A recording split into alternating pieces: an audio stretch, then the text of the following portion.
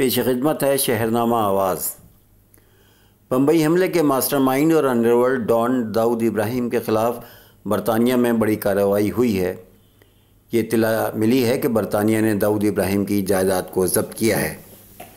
داؤد ابراہیم نے ایک ہوٹل اور وارک شائر میں متعدد مکانات خریدے تھے۔ اس کے علاوہ کچھ رہائشی اپارٹمنٹس، مڈ لینڈ ہوٹل، کچھ رہائشی املاک سیل بھی کی گئی ہے۔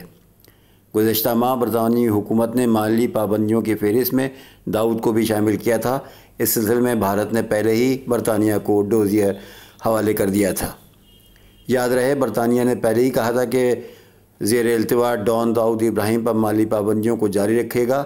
فوربس میگزین کے مطابق دنیا کے سب سے زیادہ مطلوب گروہوں میں سے ایک داؤد ابراہیم کا مجموعی اثاثہ $6.7 بلین ہے۔ داؤد کا گروہ دنیا کا سب سے امیر ترین گروہ سمجھا جاتا ہے۔ رپورٹوں کے مطابق 1993 میں بمبئی دھماکے کا ماسٹر مائنڈ برطانیہ میں 4,000 کروڑ روپے کے اثاثے کا مالک ہے۔ اس سے قبل UAE کی حکومت نے بھی داؤد ابراہیم کا 15,000 کروڑ روپے کے اثاثے بحق سرکار ضبط کر لیے تھے۔